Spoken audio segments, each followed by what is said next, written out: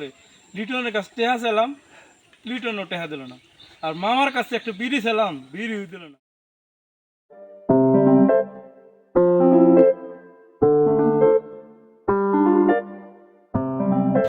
বন্ধু, বন্ধু লিটন আছো নাকি বন্ধু? আছি বন্ধু, দোকানে আছি। কি খবর এতদিন পর? আরে বন্ধু, তোর কাছে আইছিলাম রে। আর মেয়েটা হলো মেডিকেলে 5,000 টাকা দিস না বন্ধু।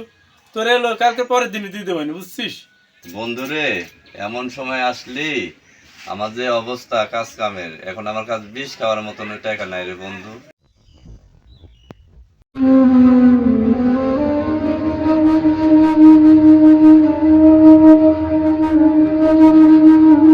আচ্ছা লিটন ভাই, আপনার বন্ধু যে টাকা চাইলো, টাকা দিলেন না কেন? ও যা ছিল ক্যাশ সব করছে শেষ। এখন ওর উপরে ফিটফাট, কিন্তু ভিতরে সদরঘাট। ওরে যে টাকা পয়সা দিব, টাকাটা দিবে কেটা? ওর আগে যা ছিল সব তো বেশি কিনে শেষ করছে।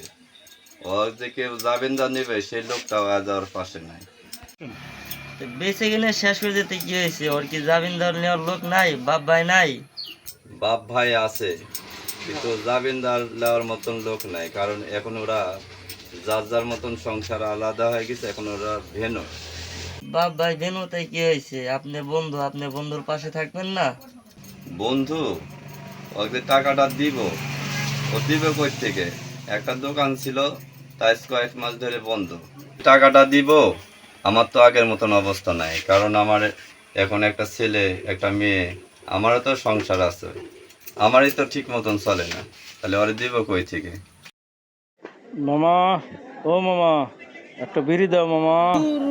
আমি তো আর দুঃখে বিড়ি খাওয়ার পারতেছি না। শালার যার কাছে যা চাই সবাই খালি মানা করে। লিটনের কাছে টেহা চাইলাম, লিটনও টেহা দিল না। আর মামার কাছে একটা বিড়ি চাইলাম, বিড়িও দিল না।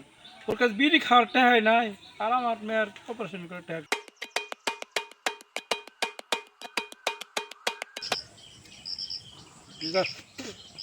শালার রে, কার হাতে বন্ধুত্ব করবো রে?